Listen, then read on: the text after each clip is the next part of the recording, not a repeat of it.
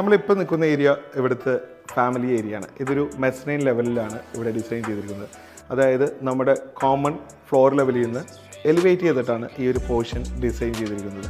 Entry കൊടുത്ത ആ ഒരു സ്റ്റെയർ കേസ് തന്നെ ഈ ലിവിങ് റൂമിന് ചുറ്റും ഓൾ അറൗണ്ട് ആയിട്ടാണ് നമ്മൾ ഡിസൈൻ ചെയ്തിരിക്കുന്നത്. നമ്മളിവിടെ നിന്ന് നോക്കുകയാണെങ്കിൽ നേരെ നമ്മൾ എത്തുന്നത് ഒരു മിഡ് ലാൻഡിങ്ങിലാണ്. ആ മിഡ് ലാൻഡിങ്ങിൽ നിന്ന് തന്നെ ഇതൊരു ആംഫി തിയേറ്റർ മോഡലിലാണ് നമ്മൾ ഡിസൈൻ ചെയ്തിരിക്കുന്നത്. ഒരു ഫസ്റ്റ് ലെവൽ മിഡ് ലാൻഡിങ്ങിൽ, second level mezzanine, third living, fourth level നമ്മൾ പറയുന്നത് ഡൈനിങ് ഏരിയ. അതും 150 mm ഡൗൺ ചെയ്തിട്ടാണ് നമ്മൾ ഡിസൈൻ. അവിടെ നേരെ വ്യൂ നമുക്ക് കിട്ടുന്നത് കോർട്ട്യാർഡിലോട്ടാണ്. ഈ സ്റ്റെയർ പ്യുവർലി നമ്മൾ MS-ലാണ് ചെയ്തിരിക്കുന്നത്, WPC കൊണ്ട് അത് പാനൽ ചെയ്തിരിക്കുന്നു. ഈ ഫസ്റ്റ് ലെയർ ലാൻഡിങ്ങിലോട്ട് നമ്മൾ ചെല്ലുന്ന ഏരിയയിൽ ഇവിടെ ഹാൻഡ് റെയിൽസ് കൊടുത്തിട്ടില്ല. കാരണം ഇതിൻ്റെ ഹൈറ്റ് വളരെ ചെറുതാണ്. നമ്മൾ എലിവേറ്റഡ് ലിവിങ് ഏരിയ പ്രൊവൈഡ് ചെയ്ത കാരണം. നമ്മുടെ മിഡ് ലാൻഡിങ്ങിലെ ഹാൻഡ് റെയിൽ നോക്കുകയാണെങ്കിൽ സ്റ്റീലിൽ ഫ്ലവർ പെല്ലറ്റ്സ് വെൽഡ് ചെയ്തിട്ടാണ് ഇവിടുത്തെ ഹാൻഡ് റെയിൽ സെറ്റ് ചെയ്തിരിക്കുന്നത്.